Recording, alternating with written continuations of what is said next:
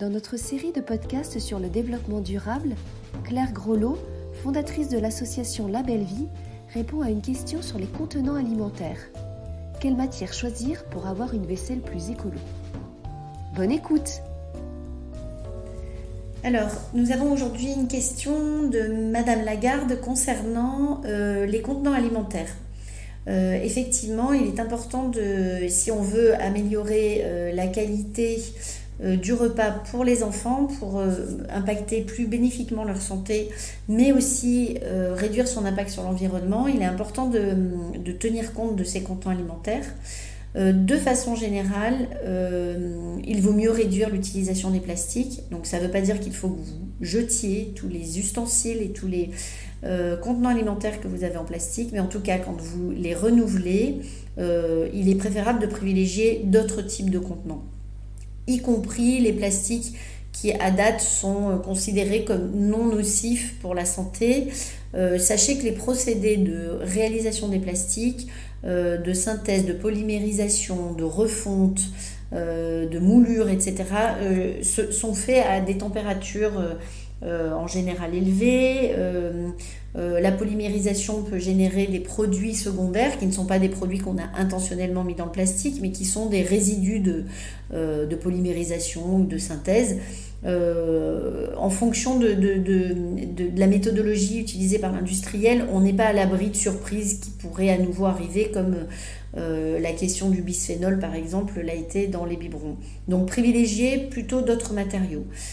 Donc il y a un certain nombre de choix, l'inox, le verre, mais aussi la céramique.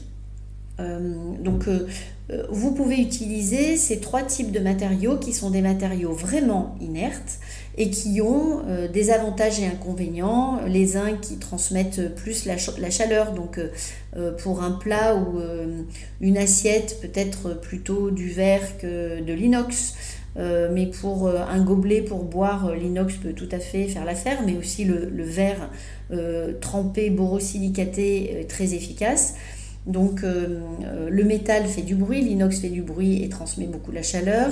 Le verre peut être cassable, quoique, attention, les verres de type Duralex ou Pyrex sont extrêmement solides et rares sont les retours d'expérience négatifs sur ces matériaux. Il faut vraiment les jeter très fort et sur des surfaces extrêmement dures pour qu'ils se cassent. Donc ça reste quand même un matériel compatible avec la vie, avec le jeune enfant. Et puis les enfants apprennent à être plus précautionneux, mais également la faïence est une bonne solution, soit pour des plats, soit pour les assiettes. Il en existe, choisir à ce moment-là une faïence plutôt épaisse. Voilà, donc Madame Lagarde pose la question du bambou, sinon ça peut être une alternative, le bambou est léger, mais effectivement selon sa fabrication il peut utiliser des cols.